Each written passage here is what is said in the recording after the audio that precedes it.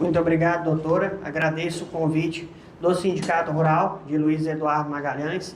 É uma oportunidade ímpar estar aqui com vocês. Acima de tudo, para mim, que ocupo a condição de advogado do Sindicato Rural de Palmas desde o ano de 2019. Então, conheço por dentro a realidade dos sindicatos, sei das dificuldades e do quão complexo é assessorar e amparar o produtor rural no dia a dia. Agradeço todos os elogios tecidos, tá? Para quem não me conhece, meu nome é Antônio Ribeiro Costa Neto. Eu nasci numa pequena propriedade do interior de Minas Gerais. Lá a gente trabalhava com pecuária de leite e corte e vivo a realidade do campo desde que eu era jovem, tá? Eu comecei a vivenciar a realidade da advocacia. Naquela época a gente tinha outro costume. Eu comecei a trabalhar no escritório, eu tinha 12 anos. E na época a gente levava o cachorro do chefe para passear e buscava o terno na lavanderia. Não tinha muito o que fazer. E comecei a trabalhar com topografia, eu já tinha 18.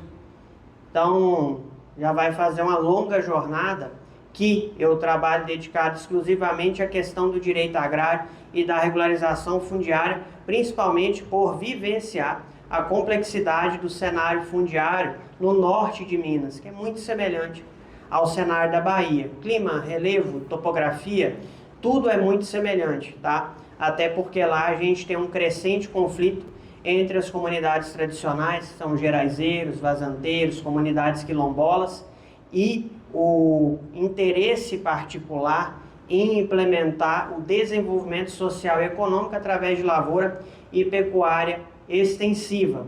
Por quê? São regiões que são vítimas dos erros cometidos pelo próprio poder público nas políticas de arrendamento florestal da extinta Rural Minas.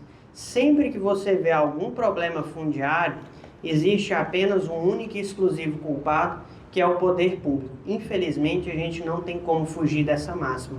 Por quê? Porque a responsabilidade pelo ordenamento e disciplina do acervo fundiário nacional é do poder público. É uma realidade um pouco diferente do que a gente vivencia em países, por exemplo, como os Estados Unidos e como o Canadá, onde essa responsabilidade é dividida com o particular.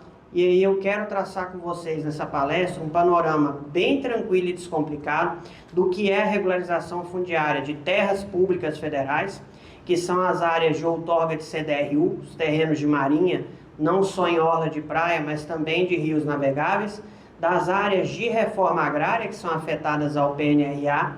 Lote de projeto de assentamento é uma coisa que muita gente gosta de comprar, porque o preço é convidativo e são áreas menores, favoráveis ao início de atividade de agricultura, só que tem alguns cuidados que tem que tomar para adquirir uma área dessa, e a gente vai adentrar na problemática mais complexa, que são as terras devolutas federais e as terras devolutas estaduais. E aqui, como não poderia ser diferente, o INCRA disputa pau a pau com a SDR a competência para a regularização fundiária. Ainda existe muito conflito de interesse entre os órgãos fundiários na esfera federal e na esfera estadual. Antes de mais nada, vamos entender o que é regularização fundiária. Regularização fundiária é um conjunto de medidas jurídicas.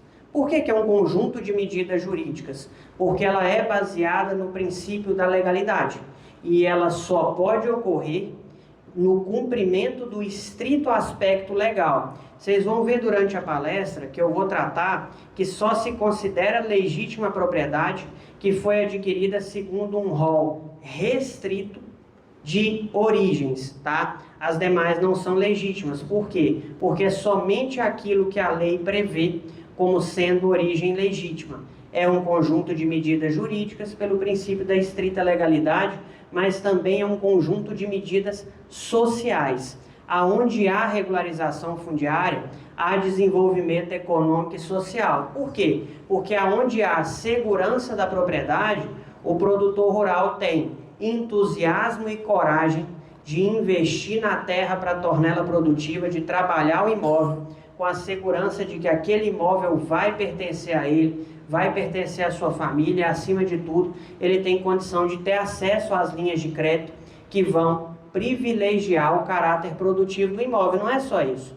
Aonde existe desenvolvimento econômico e social trazido pelo produtor rural, existe geração de emprego, existe desenvolvimento tecnológico, existe demanda de ensino para a qualificação das pessoas que estão ligadas às áreas de atuação conexas ao agronegócio, existe toda uma cadeia de suporte ao agronegócio que evolui juntamente com o desenvolvimento do produtor rural. Tá? Essas medidas legalizam a situação de posses irregulares sobre terras devolutas dos estados, Distrito Federal e União. O que é importante a gente entender aqui? O que há é a legalização de posses irregulares, não se legaliza invasão. Existem terras que são indisponíveis para regularização fundiária, que são aquelas terras que são consideradas públicas ou de interesse público. São as áreas de interesse ambiental, são as áreas caracterizadas como unidade de conservação, como áreas de proteção ambiental, as áreas naturalmente públicas, que são as terras indígenas e as comunidades tradicionais, e os terrenos considerados de marinha e acrescidos. Essas áreas não podem ser objeto de transferência de propriedade. Tá? Quando a gente trata de regularização fundiária, a gente está tratando de terras devolutas. E é aí que é interessante a gente compreender esse caráter de terra devoluta. Vamos fazer um raciocínio simples. Esquece o discurso do Bolsonaro de terra pública. Não foi um mau presidente. Acho que falou muito e fez muito pouco. Mas tinha pouco conhecimento também. Tá? Terra pública é aquilo que é patrimônio do poder público. Ela está afetada a uma finalidade específica. É uma fazenda experimental, é uma área indígena, é uma unidade de conservação. A terra devoluta é o seguinte: quando Portugal chegou no Brasil, ele adotava a seguinte teoria do direito: a terra que eu ocupo, eu adquiro propriedade por direito de conquista, e pertencia ao rei de Portugal, não a Portugal em si. Por isso é que na Bahia tem o marco do descobrimento e em inúmeros outros locais, como em Minas Gerais vocês vão ver em Ouro Preto, existem os marcos dos bandeirantes. Esses marcos marcavam a posse e aquisição de propriedade por conquista. Tá? Com a proclamação da independência, o rei de Portugal integralizou essas áreas, devolveu elas à coroa do Brasil. É o primeiro destaque que eu quero fazer com vocês. Saiu do patrimônio do rei de Portugal para o patrimônio da coroa do Brasil, que era patrimônio do império e não do imperador. Se a gente proclamou uma república, a quem passou esse patrimônio? Ao povo brasileiro. Por quê? Porque a república é a constituição de um poder e uma estrutura de Estado pela fragmentação de partes da nossa liberdade pessoal. Cada um abre mão de uma parte da sua liberdade para que o poder público possa constituir o Estado. Então, de quem é essas terras? Do povo brasileiro.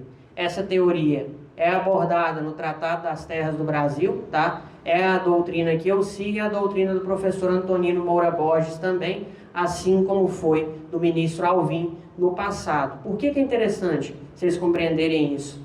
Porque essas terras são do povo brasileiro e a destinação delas é regularização fundiária para progresso e desenvolvimento social e reforma agrária. Essas terras não pertencem ao poder público, elas pertencem ao povo. E o povo tem que ter voz ativa na forma como elas vão ser destinadas e nos critérios de regularização. Quando você requer a regularização de uma terra devoluta, você não está requerendo que o poder público te transmita uma propriedade dele.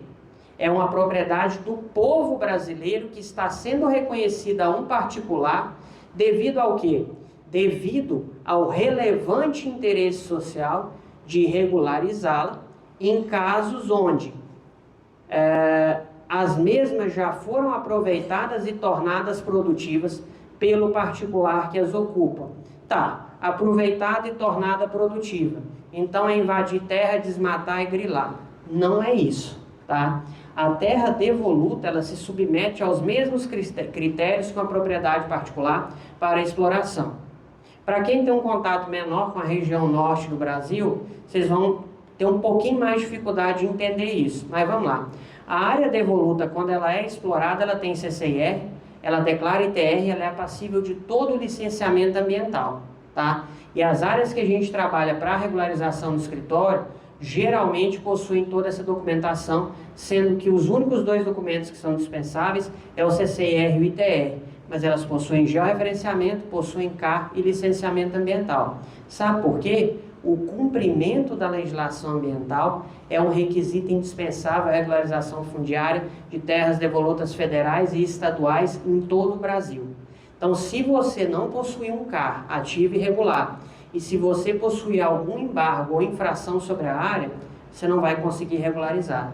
Se alguém conseguiu regularizar, você pode ter certeza que alguma ilegalidade ele praticou, porque eu conheço a legislação de todos os estados e conheço a legislação federal e todos eles prevêem expressamente o cumprimento da legislação ambiental. Para regularizar, gente, é mais do que isso, não é tão fácil quanto parece. Você tem que explorar o imóvel no limite do potencial econômico dele, ou seja, desmatar até onde dá para desmatar, e não é numa área de 500 hectares você ter 200 cabeças de gado só. O INCRA, quando é feita a vistoria, identifica o potencial de exploração da terra e ele quer que você explore ela no limite. Senão a pessoa vai querer regularizar 1000 hectares com 100 hectares de pasto aberto.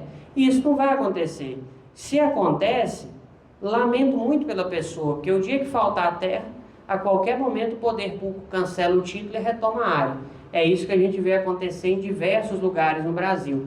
Para regularizar, você tem que ser um produtor rural modelo. Você tem que conseguir fazer um milagre.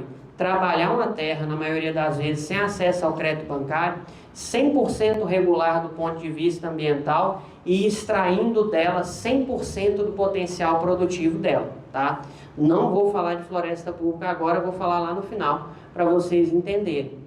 Outro detalhe é que o particular, além de fazer esse sacrifício todo, para o poder público ele não tem posse da terra, tá?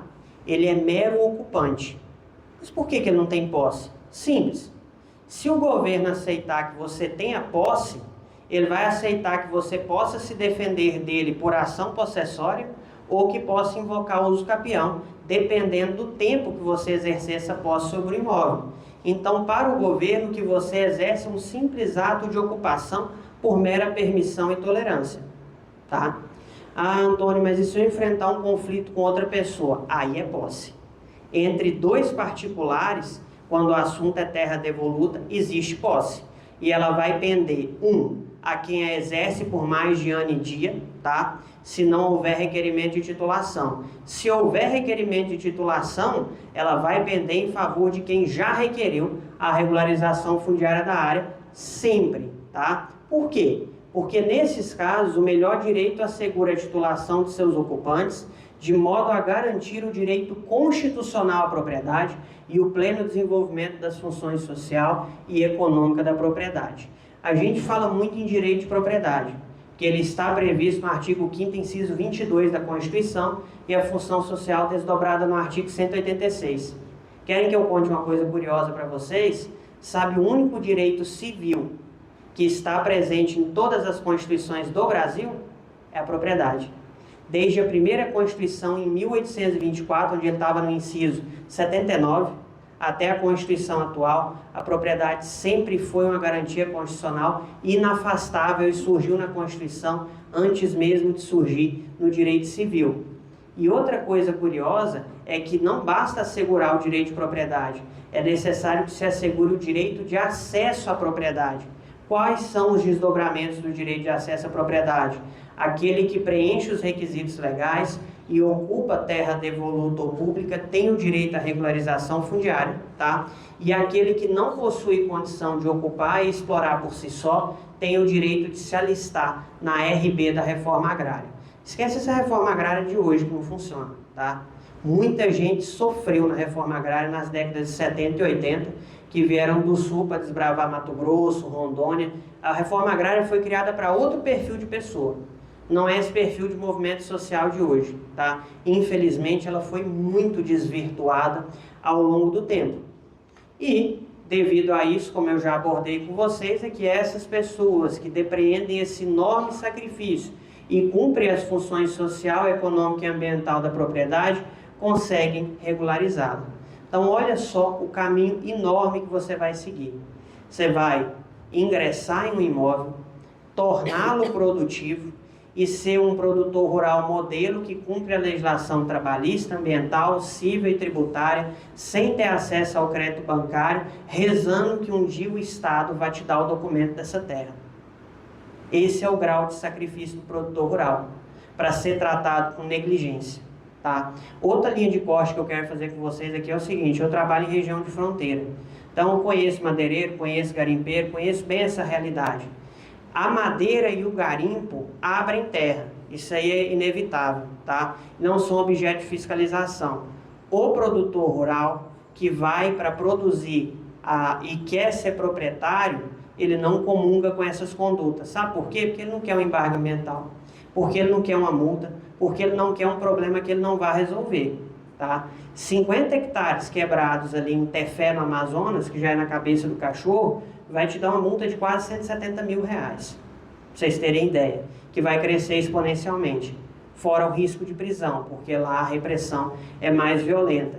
Fora que essa pessoa não vai comercializar a produção dela com ninguém. Que multinacional que vai comprar a produção de uma área embargada ou de uma pessoa que está com a restrição, sofrendo investigação de invasão de terra pública? A regularização fundiária é o pior inimigo da grilagem de terras. Aonde o governo entra para fiscalizar e documentar, não existe falsificação documental. Tenham isso em mente também, tá? Se você quer acabar com falsificação de documento, tem que documentar quem tem posse, quem tem exploração e que ainda não possui título. É com esse avanço que você empurra o garimpo, o desmatamento e a grilagem para fora, tá?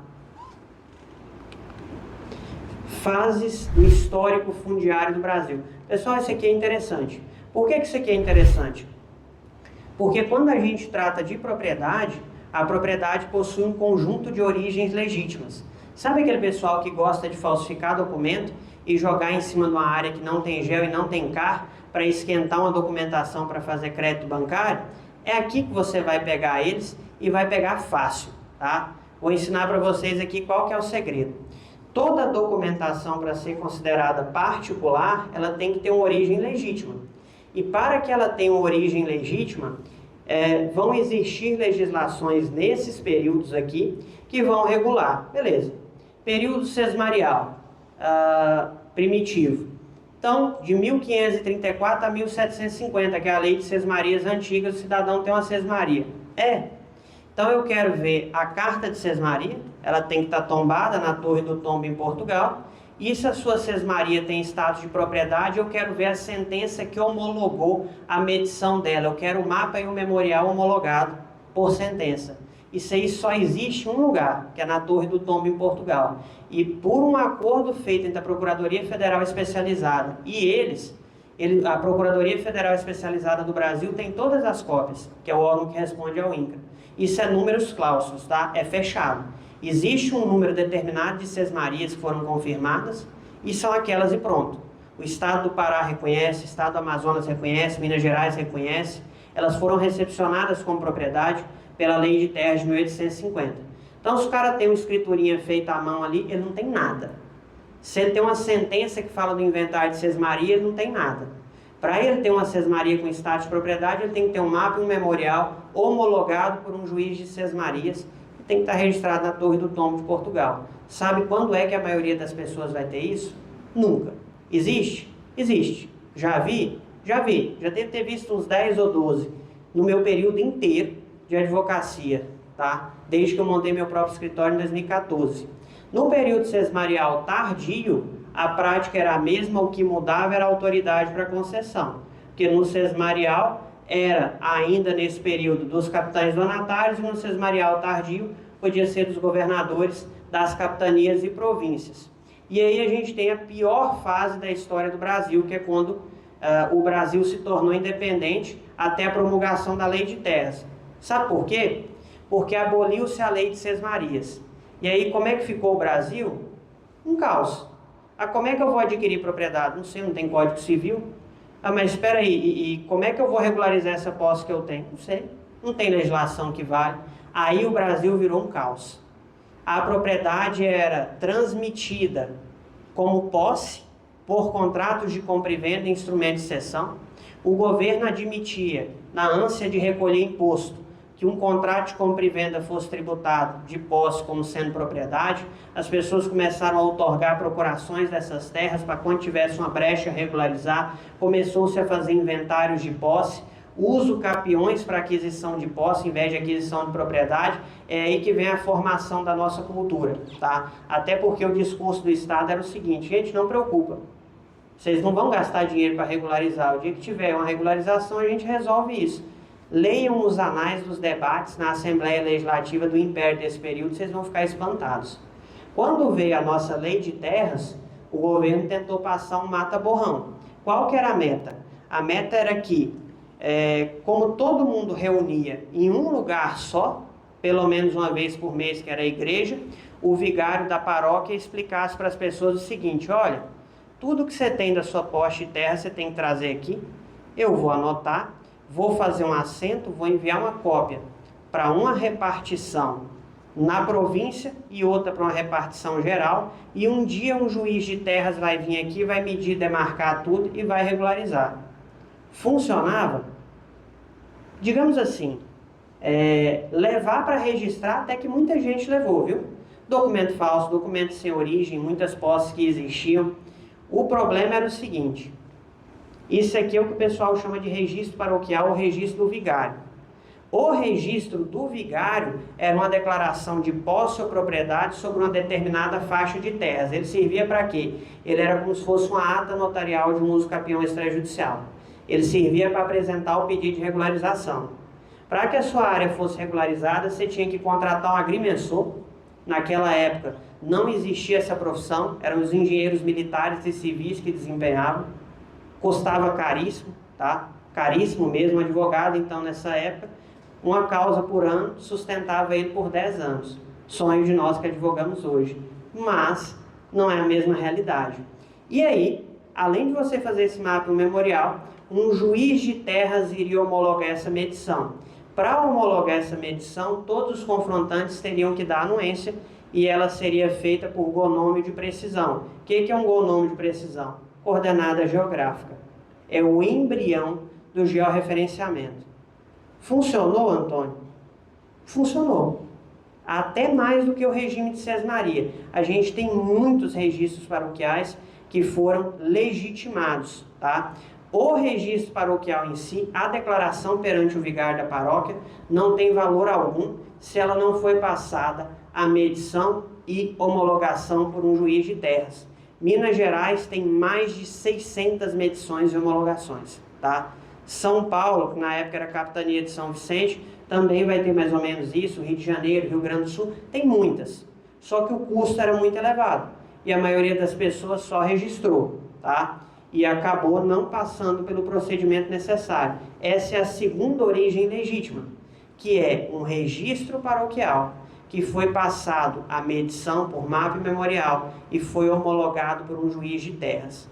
Ah, tá, mas aí é muito simples, Antônio, a pessoa falsifica a homologação. É mais difícil que vocês pensam.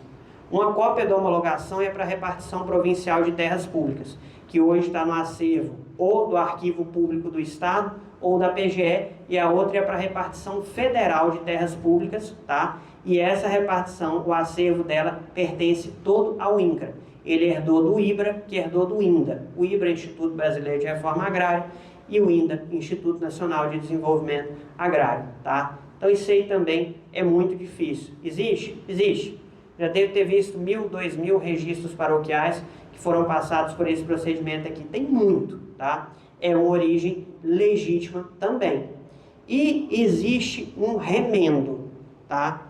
Que eu vou passar com vocês aqui depois do período das titulações. Esse período das titulações, ele vem a partir da proclamação da República. A partir da proclamação da República, só havia uma origem admitida para a propriedade, que é um título outorgado pela União ou pelos Estados, que é o modelo que vocês conhecem hoje. Então, as repartições estaduais e as repartições federais herdaram o acervo da repartição geral, que era a repartição imperial, e das repartições provinciais, tá? Título, vocês vão ver de tudo quanto é tipo, não assusta. Tem título assinado pelo governador, pelo secretário da Fazenda, pelo procurador-geral. Por quê? Porque para cada época existia um procedimento. Para saber se um título é legítimo, você tem que estudar a legislação que estava vigente no período e verificar se ele está catalogado no acervo fundiário do Estado, tá? Tem uma legislação para cada período e é aí que você pega o pulo do gato. Pode ser que ele não esteja catalogado e seja legítimo, contanto que ele tenha cumprido os requisitos. Beleza.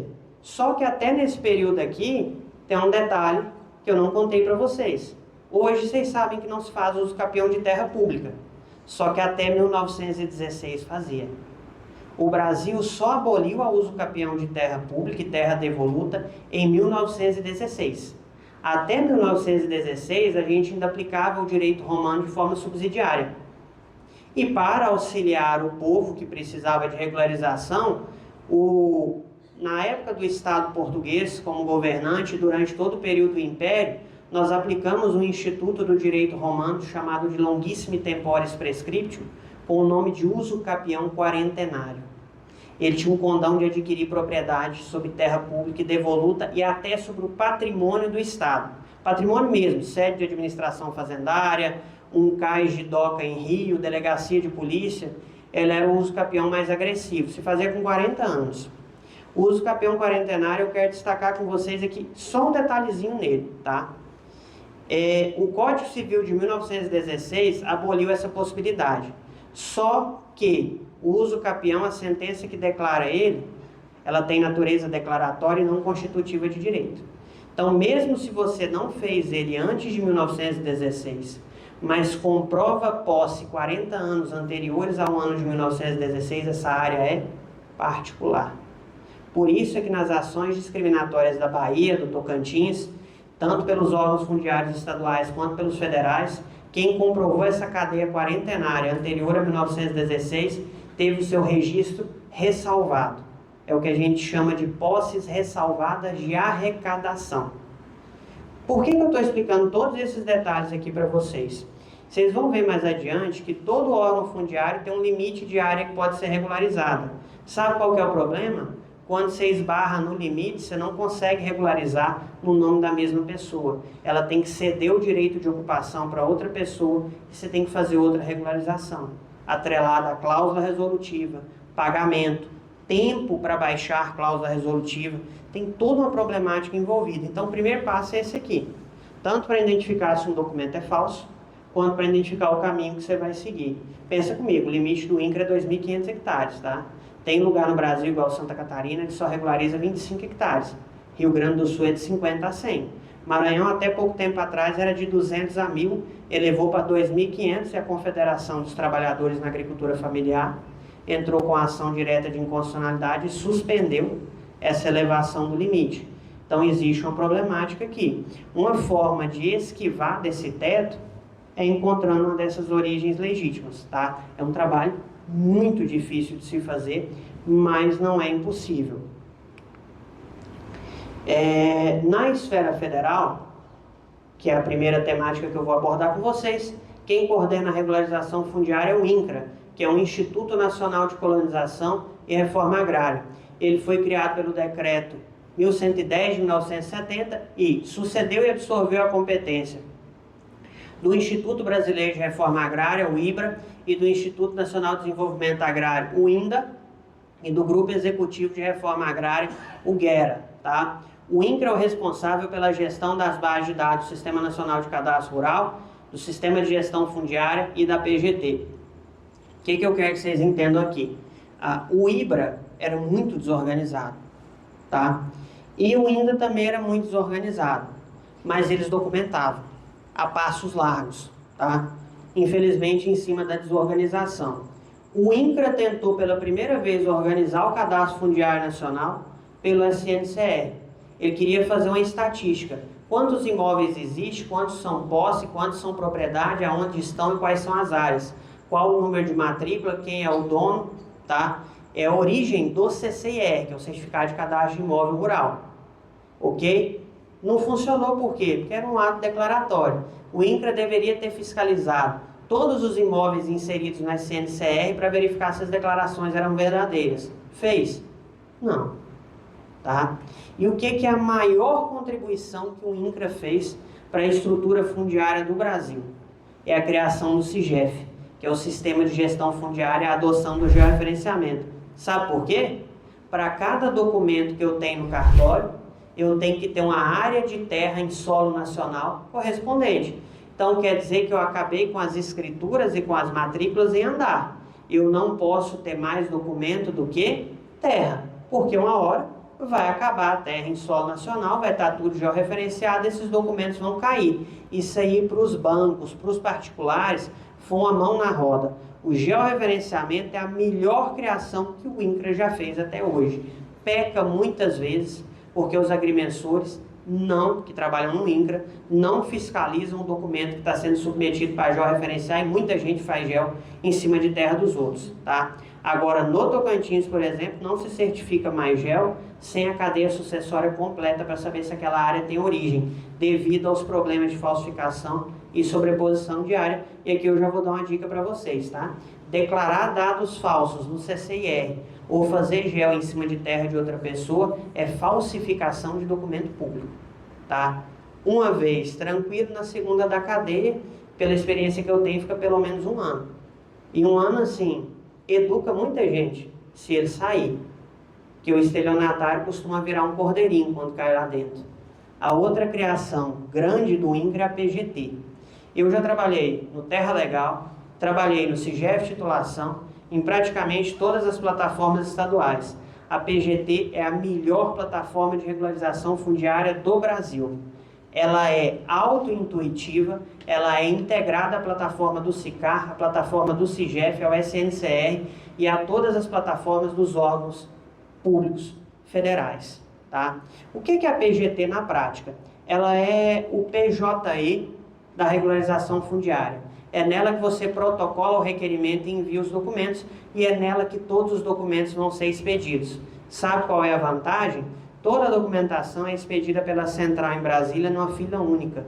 Não existe mais expedição de documentação pelo próprio órgão fundiário na esfera das superintendências regionais. Essa centralização facilitou o controle de emissão de documentos e reduziu muito a corrupção. Agora, a PGT ela serve para 2 coisas, tá?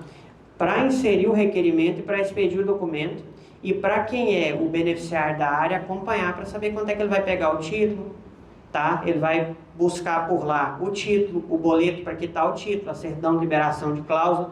Para nós que somos advogados, para quem é agrimensor, para quem é engenheiro ambiental, a PGT só vai servir para o requerimento, porque todo o processo administrativo vai tramitar pelo SEI, que é o Sistema de Procedimento Interno do INCRA, tá? Então, no SEI é que o processo vai caminhar por todas as etapas, que é a PGT onde se apresenta requerimento e se esperem documentos. Cuidado com isso aí. Tem muito produtor que olha a PGT todo dia, mas não sabe o que está acontecendo dentro do SEI. E aí, quando se assusta, o requerimento foi indeferido. Você tem que tomar muito cuidado por causa da questão da CRO, que eu vou explicar para vocês daqui a pouco, tá? Então, pensou regularização fundiária, pensou PGT, e eu só quero dizer mais um detalhe. Se você acha que está regularizando um imóvel no INCRA e não tem o requerimento da PGT, você não está regularizando imóvel nenhum, porque a Instrução Normativa 124, além de trazer o novo procedimento de liberação de cláusulas resolutivas, ela e a Instrução 119 dizem que nenhum requerimento de regularização fundiária tramitará, senão pela PGT. Todos os requerimentos que estão nas outras plataformas não estão tramitando, tá? Para voltar a tramitar, tem que desistir e apresentar na PGT, senão você vai esperar o resto da vida e nunca vai titular. E tem um lado negativo. Vai que alguém resolve titular a sua área, aproveitando que você não apresentou requerimento na PGT, e não duvidem, tá? Que eu já vi de tudo acontecer, até o ser humano aproveitar que o outro não tinha feito gel e nem CAR e tentar titular a reserva de outra pessoa. Brasil é Brasil. Como fazer o diagnóstico? Como é que eu vou identificar se uma terra é devoluta, se uma terra é pública, se uma documentação é falsa? Como é que eu vou identificar se uma área é particular? A primeira coisa é levantando a cadeia sucessória dominial. Você vai fazer no cartório. Você vai levantar todo o histórico de matrículas do imóvel. Matrícula, gente, foi criada em 1973. Antes existia transcrição, tá? Transcrição foi criada em 1939. Antes existia inscrição. Então você vai seguindo os passos. Se você identificar alguma coisa que não faz sentido nessa cadeia sucessória, o documento pode ser falso. Tá? Querem um exemplo? Eu identifiquei um uso capião datado de 1939 e nesse uso capião eu busquei o processo na comarca de Paracatu, Minas Gerais, e não se identificava a área que estava sendo usucapida, e dentro do processo de usucapião o Estado manifestou que a terra poderia ser estadual. Então houve a manifestação do Estado, não existe prova que a terra é particular, o usucapião é nulo de pleno direito, não existe interesse que essa cadeia sucessória seja mantida. São detalhes. Trabalhar com cadeia sucessória dominial é detalhes. É aqui que você pega o malandro que falsifica documento. Pegou, qual que é a primeira coisa? Ação anulatória. Você vai dar o valor da propriedade para a ação, você já vai bater na unha na sucumbência, para quem é advogado, e vai pedir uma indenização proporcional a 40% do valor da área para o seu cliente, não só pelo dano moral, mas também pelo prejuízo que ele está sofrendo pela tentativa de falsificação, porque isso aí atrapalha acesso ao crédito bancário, giro comercial, atrapalha a vida inteira da pessoa, tá? Isso aí para pegar a falsificação, tá? E para identificar se uma área é particular ou não, se um registro é precário ou não. Sua cadeia sucessória, além dela estar toda redondinha, de todas as compras e vendas, de todos os inventários terem que fazer sentido para você, ela ainda tem que bater uma daquelas origens que eu falei lá atrás, tá? Então, você tem uma carta de sesmaria que foi medida e confirmada, ou você tem uma lei de estimação de posse que foi homologada por um juiz de terras, você tem um uso capião quarentenário, ou você tem um título, tá? Expedido pelo poder público. Não achei nada disso. A terra é devoluta. 100%, tá? 100%. E um outro detalhe. Se eu já sei que a terra é devoluta, como eu vou saber se ela é da União ou do Estado? Se o senhor falou que tem terra da União ou do Estado.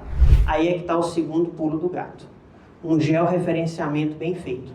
Com um mapa e um memorial bem feito, você vai consultar o INCRA e o órgão fundiário estadual, que aqui é a SDR, e vai fazer a seguinte pergunta. INCRA, essa área foi arrecadada como terra devoluta federal, está na lista de arrecadação ou possui requerimento por algum dos órgãos públicos federais? Aí o INCRA já vai consultar FUNAI, Fundação Palmares, ICMBio. Se o INCRA falar sim, foi arrecadada e é devoluta, você matou a charada, tá? Se o INCRA falar não, ela já não é federal. E se falar que ela está requerida, você tem um problema. Porque se ela estiver requerida por algum órgão federal, você vai ter muito problema para regularizar essa área, tá? Principalmente se não houver apresentado pedido. Por quê? Porque a preferência é de quem pede primeiro. Se a FUNAI pediu primeiro e você está lá em cima plantando, lamento muito. É levantar o barraco e ir embora. Agora, se você pediu primeiro e a FUNAI pediu depois, você consegue descaracterizar o pedido. Tanto FUNAI quanto Fundação Palmares. É a segunda dica. Quem pede a regularização primeiro, seja particular ou órgão do poder público, tem precedência para receber a área, tá? A não ser que você pediu regularização de uma área que você nunca explorou e ocupou, está tentando grilar. Aí você vai perder mesmo, não tem outro caminho para se seguir. Beleza, consultei o INCRA falou que não é dele. Consulta o órgão fundiário estadual. Se o órgão fundiário estadual falar que é dele, aí você tem que regularizar pelo Estado. E se os dois falarem que não é dele, Antônio? Bom, eu tenho um caso assim. Eu tenho um caso assim no Mato Grosso. O Intermate falou, essa área não é minha. E o INCRA falou, essa área não é minha. Eu falei, bom, já que não é de ninguém, as áreas que não são públicas são particulares. Então, vou fazer um escapião. Cheguei para o juiz e falei, ó, o INCRA falou que não é dele, o Intermate falou que não é dele, portanto, é do meu cliente. O juiz olhou, mandou intimar, a AGU concordou, a Procuradoria do Estado também concordou, partiu o escapião. Acabou o seu problema, entendeu? Lembrando, o poder público não pode retratar as decisões emitidas que são passadas a julgamento dentro de um processo de uso capião em benefício do particular, porque o poder público não pode te induzir a erro, tá? E aí, contrate um bom agrimensor. Não faça um mapa e um memorial descritivo mal feito, pelo amor de Deus, tá? Senão não dá em nada. As origens legítimas que eu tratei com vocês. Carta de sesmaria passada a data, sentença homologatória de legitimação de posse, uso capião quarentenário, titulação e convalidação. Convalidação é a última dessas origens que eu vou tratar, porque é a mais complicada. E na Bahia existe um acordo de convalidação, tá? No Piauí existe sistema de convalidação. No Tocantins existia, foi o maior avanço do Estado, mas infelizmente, por uma questão política, a Federação dos Agricultores na Agricultura Familiar prejudicou o nosso procedimento e hoje o Mato Grosso também adota sistema de convalidação. Mais para frente eu vou detalhar como é que isso aqui funciona para vocês. Pessoal, bora lá? Prática sem confusão, para vocês não ficarem num mar de dúvidas. Terra devoluta federal. Doutor Antônio, estou querendo regularizar, já contratei um advogado, mas eu sou curioso e quero saber como é que funciona. Está ali. Lei 11.952 de 2009. Lá estão os requisitos para regularizar, limite de área, tudo está lá. Tira um tempinho, dá uma lida nela, mesmo que você seja produtor rural, não custa. Ela é muito descomplicada, porque ela não foi escrita para advogados, ela foi escrita para técnicos agrimensores e técnicos agrícolas. Então ela é uma legislação de fácil leitura e fácil compreensão, tá? A 9.784 de 99 é a lei do processo administrativo federal. Isso aí já é mais a parte que o advogado e o agrimensor vai fazer. Os prazos que o seu processo tem para andar, como é que ele vai tramitar, tudo está aqui dentro, tá? E o decreto 10.592 de 2020 regula a aplicação da lei. Além disso, tem outro detalhe. Para quem é advogado e agrimensor, não fica só nisso aqui. Isso aqui é o guia do produtor rural, são os direitos que ele tem. Se você é advogado e agrimensor e não consegue livrar de mão a preguiça de estudar as instruções normativas do INCRA, hoje ele tem aproximadamente 144, fora as que foram expedidas pelo MDA, tá? E, além disso, ele tem portarias e notas técnicas. Nota técnica, eu vou falar um negócio para vocês. Se tem pouco, tem 10 mil, tá? Se tem pouco. Você não decora todas nunca. Tem que olhar para adaptar caso a caso. Então, de legislação, é isso aqui, Antônio? É. Não listei as instruções normativas, porque é 144, não dá para me listar todas aqui, nunca, tá? Para quem está ouvindo aí e quiser lembrar de qual, que for advogado, a instrução normativa 104, a instrução normativa 119, a 144 e a 124 são as mais importantes, tá? Por quê? Porque regulam titulação, liberação de cláusula e requisitos fundamentais de titulação sobre a área de floresta pública. E aí, doutor, como é que eu sei se o meu processo está bem? Olha só, quando o INCRA averiguar se você preencheu todos os requisitos legais, ele vai falar, opa, este cara eu vou regularizar. Só que o título vai ser emitido por Brasília. Então, como é que ele vai fazer? Ele vai ficar esperando? Não. Vou dar uma CRO para ele, com uma certidão de reconhecimento de ocupação. Com esta CRO, você já pode ir no banco, levantar crédito bancário, tá? Com ela, você já consegue regularizar toda a situação do seu imóvel. Para quem não tem inscrição no produtor rural, você faz aqui. Para quem não tem ficha sanitária, você faz aqui. Aqui você já consegue fazer o financiamento de um maquinário, um penhor de safra, já consegue fazer diversas coisas. A CRO a gente costuma expedir no escritório com cerca de 6 meses após o pedido de titulação, tá? E aí, quando expede ela, você está na fila do título. O próximo passo é o título de domínio. Eu vou resumir o título de domínio para vocês. Ele faz, às vezes, de uma escritura pública de compra e venda. O que eu quero que vocês prestem atenção? Tem que pagar, tá? O título não é de graça se ele for acima de um módulo fiscal. O que é a primeira coisa que eu, como produtor, vou fazer? Pague. Esquece essa história de parcelar o título. Se você parcelar o título, você vai ter uma cláusula resolutiva de 10 anos, onde você não pode vender, prometer vender, arrendar, fazer parceria, ceder a posse, não pode cometer nenhuma infração ambiental, não pode cometer nenhum crime trabalhista, nem explorar mão de obra em condição análoga à escravidão. Se você pagar à vista, a cláusula resolutiva vai viger por 3 anos. Se parcelar é 10. E aí você está engessado, você não faz negócio com a área, você não pode arrendar, você não pode vender, você está amarrado. E outro detalhe é que quando você paga, para o INCRA vir a cancelar o título, é mais difícil. O que eu quero chamar a atenção aqui? Cuidado com esse detalhe. Muita gente pega a CRO e depois o INCRA passa inúmeros requisitos para ela atender para expedir o título. E o cara está olhando só a PGT e não olha o SEI, e o INCRA fala, bom, não tem interesse, ele arquiva o processo e cancela a CRO. Quando ele cancela, o banco é avisado na hora. tudo que você tem vinculado àquela CRO vence à vista, tá?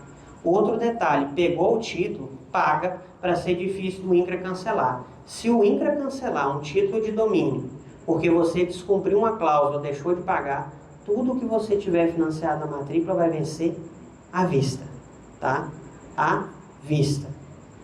A única possibilidade que você tem aqui é o seguinte: se o banco chega a executar o produtor antes dele quitar o título, o banco é credor preferencial. O imóvel vai a leilão, se sobrar dinheiro, o banco passa para o INCRA. Se não sobrar dinheiro, o imóvel vai para outro particular e o banco vai embora feliz.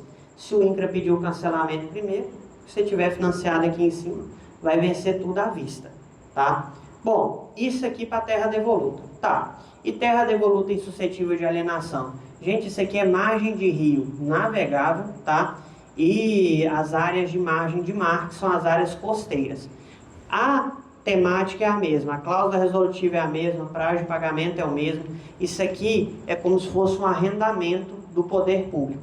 Ele não vai te dar um título, ele vai te dar uma CDRU, que é uma concessão de direito real de uso. A CDRU geralmente vale por 10 anos, você vai pagar uma taxa baratinha, acabou os 10 anos, você tem que renovar essa CDRU de novo.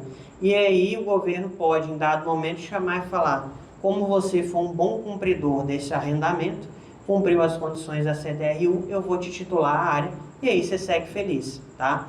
Elas são consideradas de interesse nacional. Isso aqui ainda é da época do regime militar e vai se perder interesse nisso aqui, não vai existir mais.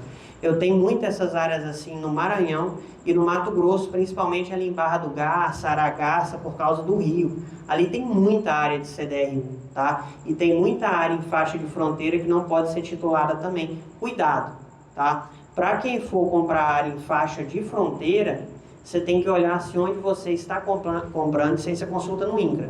Se essa região, na faixa de fronteira, tem anuência do Conselho de Defesa Nacional, que é uma área de segurança, se tem, pode comprar tranquilo. É outro detalhe. Se não tem anuência, não compre, porque o Estado titulou muita área em faixa de fronteira sem autorização e o próprio INCRA, e os títulos são nulos. Cuidado com faixa de fronteira para não cair em cilada. É o outro conselho que eu dou para vocês, tá? E o último detalhe, e o mais enigmático, são as áreas integradas ao PNRA, que é o Programa Nacional de Reforma Agrária. Vamos entender uma coisa aqui. Se a área devoluta, ela pertence ao povo brasileiro e está disponível para regularização fundiária, a área do projeto de assentamento é área pública. Ela não é devoluta, ela pertence ao Estado, tá? Ponto final. Ah, eu posso liberar a cláusula resolutiva e vender com 10 anos. Com 3, com 10. Nenhum ano a menos, tá? A área de projeto de assentamento, para ingressar numa área dessa aqui, você vai cumprir inúmeros requisitos. Não ter renda superior a 3 salários mínimos, não ser proprietário de nenhum outro imóvel urbano ou rural, nunca ter sido beneficiário de regularização fundiária ou reforma agrária, ter aptidão para ser trabalhador rural, tá? Tem inúmeros requisitos. Não é fácil regularizar uma área dessa aqui. E para regularizar, para quem entrou numa área dessa aqui sem ser chamado pelo INCRA, meu amigo, não pode ter nem gente excedente na fila cadastrada para o projeto. Qual que é a regra? O INCRA lança o edital, as pessoas fazem a inscrição, o INCRA chama um a um, emite para eles um documento que se chama CCU, antigamente era contrato de assentamento, e eles vão ficar com essa CCU na mão por 5 anos. O INCRA falou: beleza, você serve para ser trabalhador rural, vou te dar um título. Esse título vai viger cláusula resolutiva por 10 anos, contados da CCU, do contrato de assentamento, tá? Esses 10 anos, quitou o imóvel como outro qualquer pode entrar em comércio. Cuidado com isso aqui, porque comprar lote de assentamento em posse, você só regulariza um por pessoa, e essa pessoa tem que preencher requisitos muito específicos. E tem mais gente querendo terra, principalmente nesse governo, do que terra disponível. Então, fiscalizar isso aqui é o passatempo do INCRA. Talvez ainda não seja aqui, mas em outros estados já é, tá? A temática da reforma agrária é regulada pela 8629 de 1993. Quem tiver curiosidade, é ela também que regula a desapropriação por interesse social, que são as desapropriações para reforma agrária. É nela que estão os requisitos, tá? Pelo decreto 9.311, ele não é de 93, tá? Ele é de 2018, tá errado no slide. E a mesma lei do processo administrativo federal. Tem outro detalhezinho aqui, tá? Projeto de assentamento, existe uma temática que é chamada reconcentração fundiária, que é quando a pessoa começa a comprar 1, 2, 3, 4 lotes para montar uma fazenda. Tá, Antônio, mas eu não posso comprar lote de reforma agrária porque ele é terra pública. E aí, se eu entrar dentro, eu tenho que passar por um processo de regularização. Mas e se eu comprar da pessoa que tem título e liberou cláusula resolutiva? Ainda tem um detalhe. Eles não podem ser unificados em unidade de exploração mais do que 4 lotes. Mesmo que o projeto de assentamento esteja emancipado, que é o que a gente chama de projeto pleno, todo mundo tenha liberado cláusula resolutiva, você não pode concentrar mais que 4 lotes no CPF de uma pessoa só. Tá? Por quê? Porque é um princípio da reforma agrária, a lei prevê isso. Basicamente, na esfera federal, é isso. Tá? Antônio, vou comprar uma terra devoluta pelo INCRA para titular. Primeiro passo. Primeiro passo é o mapa memorial. Se a pessoa não tem, não compre sem fazer o mapa memorial antes. Sabe por quê? Para ter certeza que a terra é do INCRA, para ter certeza que a área não está requerida pela FUNAI, pela Fundação Palmares, que ela não vai virar unidade de conservação, para não comprar gato por lebre, tá? Reúna toda a documentação, compre barato, tá? Geralmente essas áreas valem de 20% a 30% do que valeria o valor de mercado de uma área regularizada. Organize toda a sua documentação e a primeira coisa, no dia que você comprar, pede a regularização. Nem que você vai licenciando o imóvel, vai fazendo carro, vai se organizando. Pede a regularização no mesmo dia, para não ter risco de ela ser requerida para outra finalidade. Não inventa, gente, de comprar terra devoluta sem ter dinheiro para regularizar, tá? E lote de projeto de assentamento não existe para ir comprando os parceleiros e fazendo fazenda também. Muito cuidado com isso aqui. Por que eu falei do perfil da reforma agrária? Eu trabalho muito em projeto, principalmente no Tapurá e Itaiangá, que é o maior do Brasil, são 1.500 lotes, os lotes têm em média 100 hectares. E o Barroca no Tocantins tem em média 120. Sabe qual que é o perfil do assentado? O colono que veio num Fusca e entrou numa área de 120 hectares para derrubar madeira e com o dinheiro da madeira plantar arroz. E com o dinheiro do arroz de estocar e plantar soja. Então ele é o cara que veio para trabalhar, ele tem perfil de reforma agrária. Tanto é que cerca de 60% dos assentados do Tapurá e Itaiangá estão lá. E o INCRA colocou eles na terra, no meio do Vale do Arinos, onde não tinha nem estrada, em 96, deu os primeiros títulos em 2005, e eles ainda estão lá. Por quê? Porque o cara foi para produzir, o perfil dele é aquele. Ele foi para sustentar a família dele. Hoje não é assim, não. Hoje o cara assenta, pega uma certidão de assentado e amanhã ele já está vendendo a posse dele por 50 mil para comprar uma moto e montar um espetinho na esquina. Você tem que tomar muito cuidado com isso aqui, tá? Muito cuidado. Para o cara que vendeu é estelionato majorado. Para quem comprou, é indução do INCRA a erro e dependendo do que você fizer para tentar regularizar, é falsificação do documento público. Entrar num lote de assentamento tem outro detalhe. O tempo que você ficar lá, você vai indenizar o INCRA proporcional ao que seria o direito de uso e fruição ao valor da terra. Então você vai ser condenado por uma prática criminal, vai indenizar o INCRA e ainda vai levar problema, tá? Ah, doutor, muita gente faz. Vou dar de novo o exemplo da Tapurá e Itaiangá. As investigações de fraude em aquisição de lote lá, e é pouco, viu? Porque de 1.500 lotes lá, deve ter uns 200 que foi comercializado. Começou em 2015. A primeira prisão foi em 2022. Demora um pouquinho mesmo. Eu estava encontrando com um rapaz que ficou 9 dias preso. Diz a esposa dele, quando ele voltou para casa, ele passou uma semana escondido debaixo da cama. Porque ele não dormiu nos 9 dias, né? E quem está lá do lado dele, com certeza, é o pior tipo de pessoa que ele já viu na vida. E agora foca, gente, o seguinte. Tem muita possibilidade de terra devoluta para expansão e crescimento. Tocantins, Bahia, Amazonas, Pará, Roraima, tem muita. Vocês não precisam ter medo. A questão é ter organização e saber conduzir o procedimento. Não é meter uma pasta debaixo do braço, comprar um pedaço de terra do primeiro que aparece na sua frente e acreditar que milagrosamente isso aí vai ser regularizado por um despachante que vai te cobrar R$500. Não é assim não. Existe todo um estudo e uma logística para fazer isso aqui. Se fosse só ir para o meio do mato, gastar R$100 mil e comprar 1.000 hectares de terra, todo mundo já era agricultor no Brasil. Como é que você vai abrir essa terra? Como é que você vai licenciar? Como é que você vai produzir? E eu te pergunto mais, você acha que o cara que tem uma área de 1.000 hectares pode ser lá em Cerejeiras, em Rondônia, você vai andar um dia de barco para chegar nela. Ele vai te vender ela barato mesmo? Porque ele foi pro meio do mato, abriu ela e está com ela cheia de gado? Isso não existe não, tá? Não existe mais terra barata no Brasil, em lugar nenhum, tá? Então não acreditem nessas histórias. Ah, doutor, eu comprei R$1.000 o hectare, 2.000, 3.000. Tranquilo.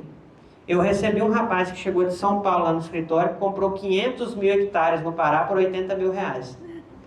Eu não sabia se eu ria ou se eu chorava, porque ele chegou tão confiante. Aí ele chegou todo alegrinho com a malinha, pagou caro. Eu cobro caro na consulta, cobrei dele R$4.750. Ele nem falou o que era, porque não queria me contar. Aí ele chegou lá. Aí meu coração começou a cortar, né? Eu falei, tá, mas vou atender. Ele me deu o mapa e o memorial, fui fazer a plotagem. Eu tenho uma empresa de regularização fundiária que é a Agroterra, eu sou agrimensor também. Aí eu olhei e falei assim, peraí, essa área? Ele falou, você foi lá? Não, mas o rapaz me mandou foto, disse que é tudo bom, ele sobrevoou lá comigo de avião, eu paguei o voo, eu vou usar para crédito de carbono, doutor. Eu falei, tá. 3 problemas. Primeiro, para crédito de carbono, a área não pode ser devoluta, ela tem que ser sua propriedade. Se ela é devoluta, quem vai explorar para crédito de carbono, ou é a União, ou é o Estado. E o Acre está faturando alto com terra devoluta estadual e crédito de carbono. Segundo problema, o Brasil não tem mercado de crédito de carbono. Nós não temos mercado regulado, existe um mercado internacional. Então você teria que fazer um projeto dentro da lei do país aonde reside a pessoa ou aonde tem sede a empresa para quem você vai vender. Então você tem que ter um advogado nesse país, eu não posso te ajudar com isso. Se o pessoal é da França, da Inglaterra, você tem que ter um advogado lá para te auxiliar com isso aí. O máximo que eu conheço é a legislação da Argentina, Paraguai, Bolívia e Uruguai. Os outros eu não conheço tão bem assim. Colômbia eu conheço bem também. Ele falou, tá, isso aí eu consigo também, doutor. Eu falei, não, você tem mais um problema. Para regularizar, você tem que ocupar e explorar o imóvel. Como é que você vai regularizar uma área de floresta integralmente fechada? Você faz o que nessa terra? Extrativismo. Eu falei, de quê? Ele falou, não, mas o pessoal que vendeu para a pessoa que me vendeu... Eu falei, começou. O pessoal que vendeu para a pessoa que me vendeu morava lá. Eu falei, tinha casa? Não. O que eles faziam lá? Não, eles pescavam, eles caçavam, eles colhiam umas plantinhas. Mas eles tinham casa? Não. Mas tinha energia elétrica? Não. Eles tinham inscrição no produtor rural? Não. Eles vendiam o que eles produziam lá? Você tem pelo menos uma testemunha? Não. Mas eles viviam lá. Eles viviam no meio do mato, caçava, pescava, não tinha energia elétrica e você não tem nenhuma testemunha disso. É índio? Aí ele olhou para mim e falou assim, o senhor está me gozando? Eu falei, não. É 500.000 hectares, cara. É um chão que você não tem noção do tamanho que é isso aí. Aí eu fiz a análise de sobreposição dele. 1, deu unidade de conservação. 2, deu área indígena. 3, deu floresta pública requerida de destinação indefinida, que é o que a gente chama de floresta pública tipo C. Tá? E o restante da área que sobrou estava tudo titulando em nome de particular. Falei, bom, se você for lá, na área indígena você não entra, a não ser que você fosse autodeclarar índio. Na unidade de conservação, se você quiser viver lá dentro sozinho, eu também não vou fazer objeção. E na área particular, no meio do Pará, nesse lugar que você vai, eu acredito que você não vai sobreviver muito tempo se você for reivindicar essa terra não, tá?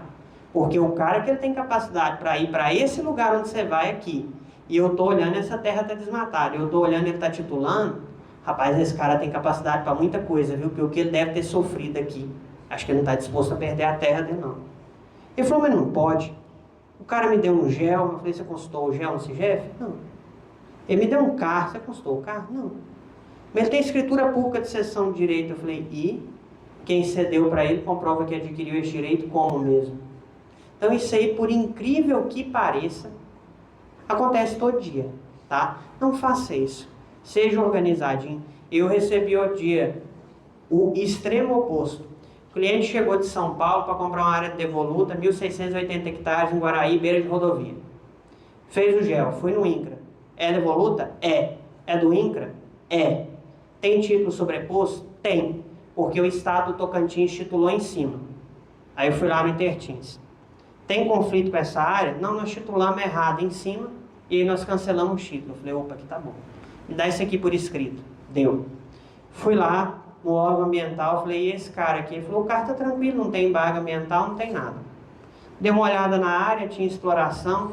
Aí eu falei, vai lá agora e conversa com os vizinhos. Conversou com todo mundo. Beleza. Falei, não, vamos comprar.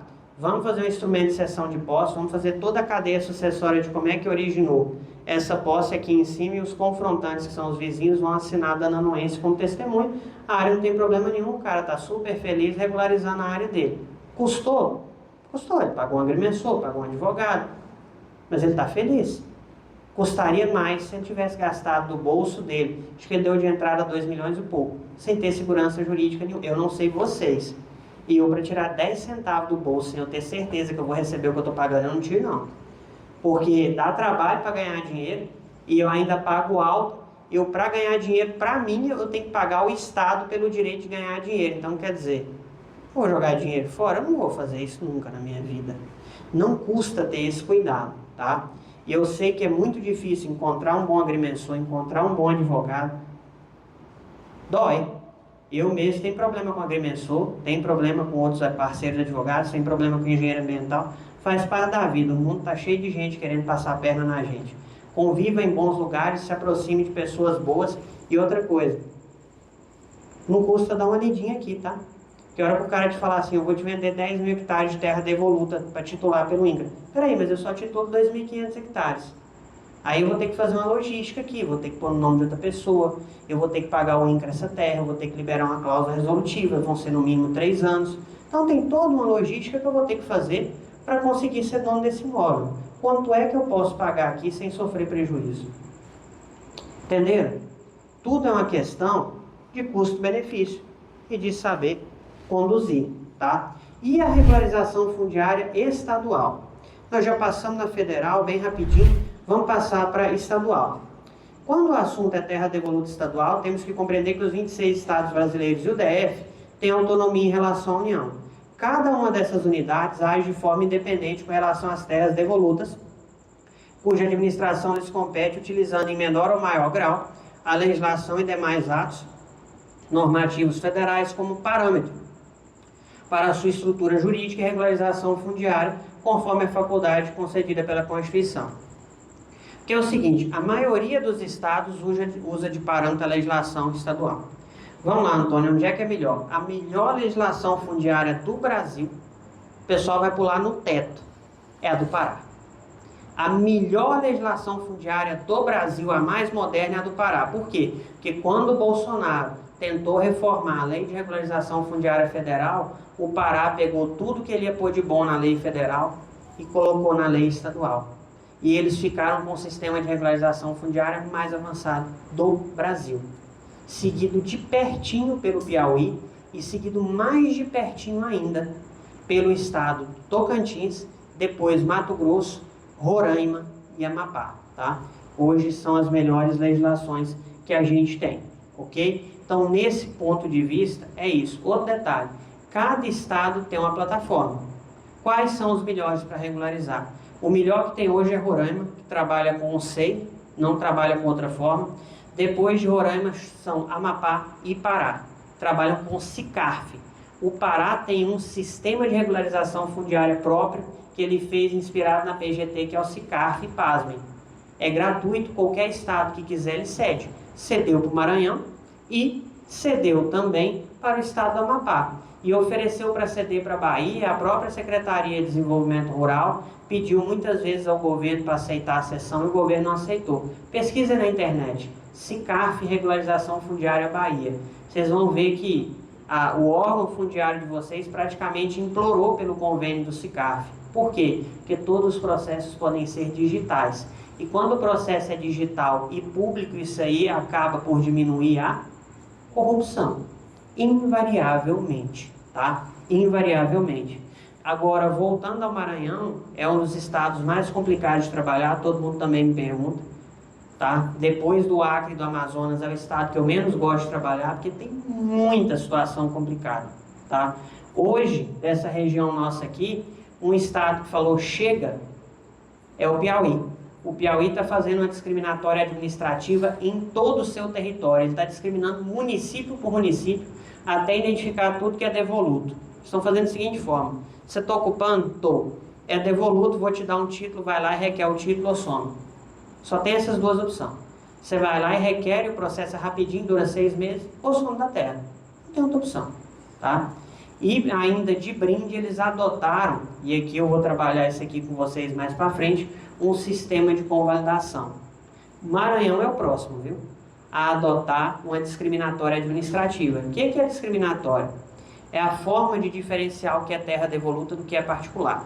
Eles separam as áreas de terra por lotes, fazem um mapa memorial e todo mundo que está dentro dessa área tem um prazo para comprovar que a sua propriedade é legítima. Não comprovou, a terra é arrecadada como devoluta. Então a discriminatória, primeiro, identifica uma área de terra, intima as pessoas que estão dentro para comprovar a propriedade e depois, quem não comprovou, ela arrecada como devoluta para começar a titular. Aquilo que ela não titular, eles podem vender por licitação. Hoje é menos comum a venda por licitação, tá? Cuidado, para quem está nessa aí, que alguns estados tem como você peticionar no órgão fundiário e falar: essa terra devoluta aqui, eu tenho interesse em comprar ela, eu quero fazer uma esmagadora de soja e eu preciso de uma área maior porque eu preciso de insumo. E o estado pode reservar aquela área para venda, independentemente de quem está ocupando ela. Se quem ocupa não apresentou pedido de regularização, tá? Tem esse detalhe ainda. É uma questão de relevante interesse econômico e social, tá?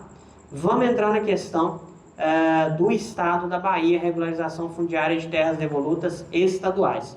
Nossa querida Lei de Terras da Bahia é de 1972, tá? Vem sendo atualizada, não fiquem traumatizados. Eu queria uma lei nova, mas ela vem sendo atualizada, devagarzinho. Assim como o governo faz saúde, educação e segurança. Mas vem, tá? E o decreto dela é de 1973, tá? O órgão responsável é a Secretaria de Desenvolvimento Rural do Estado da Bahia. Não vou dar nó na cabeça de vocês. Esse conteúdo, na Bahia, qual a área máxima que eu consigo regularizar? 500 hectares, tá? A Lei de Terras da Bahia, no artigo 15, limita a alienação de terras públicas à pessoa física ou jurídica nacional e abre exceção em caso que o imóvel vai ser destinado à atividade por interesse econômico do Estado, ou empreendimento de reflorestamento, colonização, exploração agropecuária intensiva, com projeto aprovado pelo executor da política agrária, ouvido a Secretaria de Planejamento. Não existe mais política de colonização, tá? Antigamente tinha as colonizadoras, comprava terra do Estado, loteava e implementava um projeto de colonização. Mato Grosso tem, Tocantins tem, aqui teve, isso hoje não existe mais. O que eu quero chamar a atenção aqui? Acima de 500 hectares, para regularizar, você tem que ter um projeto de exploração e esse projeto tem que ser aprovado, tá? Isso é complicado. Por quê? Porque envolve interesse da Procuradoria do Estado, envolve interesse do órgão que cuida da Fazenda Estadual, que envolve o Caixa do Estado, envolve interesse da Secretaria da Indústria e Comércio, envolve interesse do órgão agropecuário, envolve interesse do órgão de sanidade animal. Tudo isso aí vai confluir. Porque eu vou fazer um projeto grande de pecuária. Sim, eu tenho infraestrutura para implementar esse projeto sem causar um forte impacto na região que vai prejudicar o pequeno produtor. Eu consigo controlar a sanidade animal, eu tenho mercado consumidor que eu vou produzir, eu tenho mão de obra aqui perto. Isso é complicadíssimo. Isso é igual implementar um projeto de assentamento, tá? Porque para quem não sabe também é terrivelmente difícil você conseguir passar. Não poderia ser tão rápido quando o pessoal tem feito. Então o limite é 500 hectares. Tá vendo qual que é a importância de encontrar uma origem legítima? Senão você vai ficar amarrado nisso aqui. 500 hectares não é nada. Para quem veio para cá e comprou 1.000, 2.000, acreditando que o documento era verdadeiro, tá? Cuidado com isso aqui, porque existe também o que a gente chama de interposta pessoa e fracionamento fraudulento. Não vou pôr essa terrinha aqui no nome da minha filha. Fiscalização. Essa terra é da sua filha? É. Tem inscrição no produtor rural? Não. Ela tem nota que ela compra insumo para plantar aqui? Não. Ela tem nota que ela vende soja? Não. Nota de gado? Algum funcionário contratado? Não. Ela toca 2.000 hectares de terra, não compra insumo, não vende produção, não tem um funcionário contratado, nenhuma energia no nome dela. Impressionante. Chama interposta pessoa. É utilizar uma pessoa como laranja para regularizar um excesso de área em nome dela. Funciona inclusive se for parente, tá? Faça direitinho. Não consigo regularizar o meu nome, vou ter que passar para o nome da minha filha, do meu cunhado, do meu genro, inscrição do produtor rural, nota de entrada, nota de saída, faz tudo redondinho. Ah, tá, mas na verdade sou eu que mando nele, ele é meu laranja. Isso aí é outra história, tá? Isso aí compete ao governo comprovar. Ele recolhe imposto, tira nota de entrada, tira nota de saída, tem inscrição do produtor rural. Ele pode muito bem escutar seus conselhos enquanto você dirige a administração da propriedade, porque ele não tem capacidade para fazer isso, ok? Isso é normal. Tem muitos clientes meus grandes que compram propriedade no Tocantins e no Pará para regularizar no nome dos filhos. O pai faz toda a administração e o filho fica lá dentro trabalhando. Empréstimo é tudo no nome do filho. Forma de adquirir responsabilidade. Você adquire gradativamente, tá? Convalidação por beneplácito ou reconhecimento de domínio. Tá, deixa eu explicar para vocês o que é convalidação de um modo mais tranquilo. Vou até apoiar esse controle aqui. Pessoal, convalidação é assim. Eu tenho um título sem origem. Lembra aquelas origens legítimas que eu falei lá atrás? Carta de sesmaria passada à data, legitimação de posse, medida e homologada, os campeão quarentenário, título. Tá, eu tenho um título que eu não tenho origem nenhuma para ele. O poder público pode falar assim, pera, você trabalhou o imóvel, tem uma cadeia sucessória, esse imóvel tem matrícula, tem transcrição, e mesmo que você não tenha documento nenhum dele, eu vi que você é uma pessoa boa e cumpriu a função social. Está aqui uma carta de convalidação, uma carta de reconhecimento de domínio. A partir de hoje, esse imóvel que era devoluto, eu estou dizendo que eu considero ele particular. Isso é o reconhecimento de domínio. Vantagens, não tem cláusula resolutiva e você não tem que pagar pelo título. Minas Gerais fez um acordo de reconhecimento de domínio. Em 1950, tudo que estava no cartório, que tinha mapa e memorial, era particular. Não importava como, tá? No caso da Bahia, tá? O Estado pode reconhecer, para todos os efeitos, como de domínio privado, as terras de transcrição no registro imobiliário como particulares, provando o interessado 3 requisitos. Primeiro, que ele tem uma cadeia sucessória filiada à transcrição de títulos legítimos há mais de 15 anos da data dessa lei no registro de imóveis, 15 anos antes de 1975. Então, quem tem um título 15 anos anterior a 1975, em tese, pode reconhecer o domínio dele, mesmo que ele não tenha origem legítima. Lembrando, o título não precisa ter origem legítima, mas a cadeia sucessória tem que ser legítima. Eu não posso falsificar uma escritura de compra e venda, falsificar um contrato, falsificar a procuração. Não é assim. Eu comprei essa terra e quem me vendeu ela estava nela desde 1960 e comprou de outra pessoa. E aconteceu que um juiz fez um inventário de uma posse e foi registrado como propriedade no cartório. Estava todo mundo de boa fé. Ninguém tomou terra de ninguém, ninguém falsificou documento. A gente era ignorante, não tinha conhecimento. E acabou pegando um documento sem origem. Não tem conflito com os meus vizinhos, não tem problema com ninguém, não estou tomando terra de ninguém. É um caso diferente.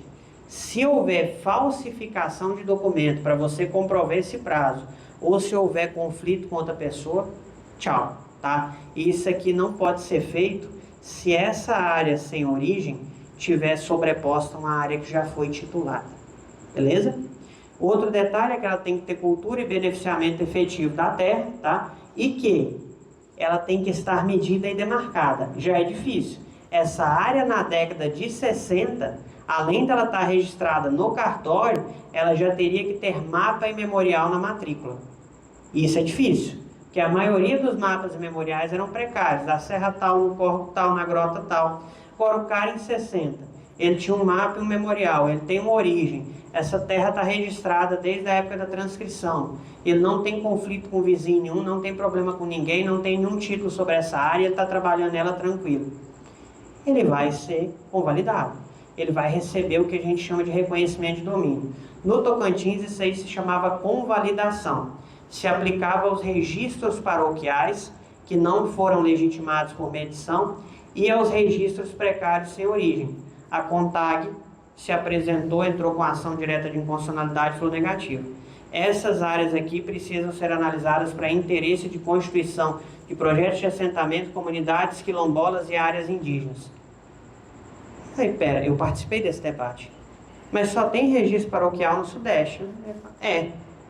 Falei, sim, mas as comunidades quilombolas estão sendo demarcadas no Jalapão e as outras já são todas reconhecidas. Não, mas aí restam as comunidades indígenas. Eu falei, no Sudeste? No Sudeste Tocantins? Eu quero visitar onde é que tem uma comunidade indígena no Sudeste Tocantins. Que a mais próxima que eu conheço é a Xerente, em Tocantins. Não, mas tem uns projetos de assentamento. Eu falei, você vai criar um projeto de assentamento onde já tem uma pessoa produzindo na terra? Que ela tem um documento, que está no cartório, porque algum juiz cometeu um erro e fez um inventário, uma divisão, uma demarcação de uma posse como se fosse propriedade? Você vai punir o particular retirando dele a propriedade por um erro do Estado? Não, mas é o interesse dos movimentos sociais do progresso e desenvolvimento da nação. Aí eu parei a conversa. E daí para frente não tinha mais racionalidade, tá? O reconhecimento de domínio existe também no Piauí, sob o nome de RD, o reconhecimento de domínio, tá? E no Mato Grosso, sob o nome de convalidação. Então, quais são os estados que admitem? Tocantins, Mato Grosso, Piauí e a Bahia, tá? Outros estados existe esse padrão também, mas não de forma tão presente assim. O estado do Pará, às vezes, se você precisar, isso é uma dica, tá? Ou de Roraima, quiser reconhecer com a área particular, ele vai te dar um documento, vai falar, se vira e faz uso capião, que o documento que eu estou te dando só fala que ela não é devoluta. Não te dá o direito de ingressar com ela no cartório ou de nenhuma outra forma. Isso é só nesses estados que eu estou falando para vocês, tá? E não é uma brecha para fazer rolo, não interprete dessa forma. A gente está tendo uma discriminatória em Correntina, está tendo outra discriminatória na região de Pilão Arcado, vai ter uma discriminatória em Riachão das Neves, vai ter uma discriminatória em Botirama.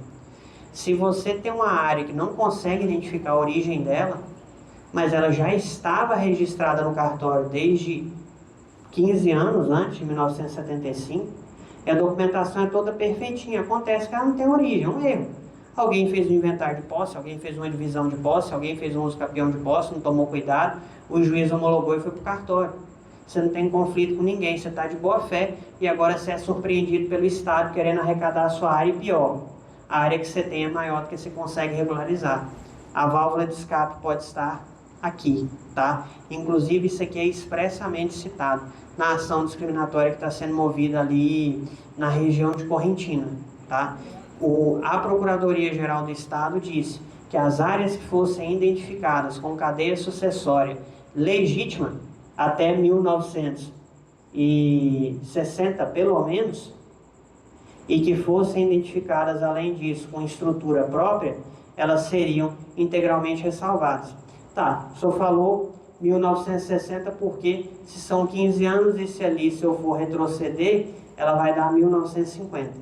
É 1960 porque a jurisprudência vem aceitando, já que em 1960, inúmeras áreas com cadeia sucessória legítima, embora não tivesse origem, eram ressalvadas. Isso é outra dica que eu estou deixando para vocês. O prazo da lei vai bater em 1950, porém a jurisprudência é 1960. Cuidado, viu? Porque quando o Estado arrecada uma terra devoluta, ele cancela todos os registros de propriedade que existem ali, e o que tem de gravame e dívida na matrícula vence à vista, tá? Como é que a gente trabalha a regularização fundiária? Primeira fase é diagnóstico. Eu vou identificar se essa terra é devoluta ou não, se ela é devoluta estadual ou federal, ou se ela é terra pública. Esse diagnóstico ele é feito como? Este diagnóstico é feito na análise da cadeia sucessória dominial, que eu já trabalhei com vocês, e na análise de sobreposição do georreferenciamento. A segunda etapa são os trabalhos técnicos que são feitos em campo, tá? Lembra, turma, deixa de ser preguiçoso. Não faz CAR no escritório. O CAR tem que ser feito em cima do georreferenciamento. Tá? É outra dica que eu dou. Como é que você sabe onde é que é a área de preservação, a APP, e a reserva legal, se você não mediu a área no chão? Como é que você sabe onde é que é a reserva dessa área, se você não fez o GEO antes, para saber a dimensão dela e saber onde é que você vai alocar essa reserva? Ah, não, adivinhei. Entendeu? Para regularizar, tem que haver similitude. A área do GEO tem que ser semelhante à do CAR e tem que fazer sentido o local onde você está locando as áreas de interesse ambiental, tá? Passado aí, se a gente vai para a fase de organização documental, que é o acervo fase probatória, e entra tudo. CCR antigo, GEO antigo, cadeia sucessória de contrato de cessão de direito, laudo de assistência agropecuária daquelas empresas vinculadas ao poder público, que dão assistência à produção, laudo de agrônomo, laudo de veterinário, escritura declaratória de vizinho, nota fiscal antiga, CCR antiga, ITR antigo, licenciamento ambiental, tudo isso aqui vai ser organizado. Essa organização documental, geralmente, ela só consegue ser feita por um advogado, porque ela vai dar origem a um documento cujo nome é dossiê fático probatório, que é o que o cara do INCRA ou do órgão estadual vai pegar e vai falar: segundo o dossiê fático probatório juntado aos autos, resta evidenciado o preenchimento dos requisitos para regularização fundiária. Titule-se, tá? Quanto mais organizadinho, melhor. Fez isso aí, partiu para o protocolo, tá? Não adianta organizar tudo e não protocolar. E aí, partiu para o protocolo de tramitação. Aqui é outro detalhe. Isso aí não é uma chocadeira, tá? Não é uma vaca que vai parir no pasto. Não adianta você fazer o requerimento, deixar lá e rezar. Tramitação você tem que acompanhar todo dia, toda semana no escritório. A gente liga no INCRA e nos órgãos fundiários estaduais, nos processos que estão parados há mais de 30 dias. Um processo de regularização fundiária tem que finalizar em até 12 meses, estourando 2 anos e meio, quando a área está em região de conflito, salvo estados que têm órgãos fundiários terrivelmente morosos, como por exemplo o Itertins no Tocantins, tá? Dentre outros. Outra questão que vocês têm que prestar atenção aqui é que na tramitação existem prazos na legislação estadual e federal. Quer saber o segredo? Passou do prazo, mandado de segurança. Passou do prazo e os requisitos estão evidentes, entra com ação de obrigação de fazer.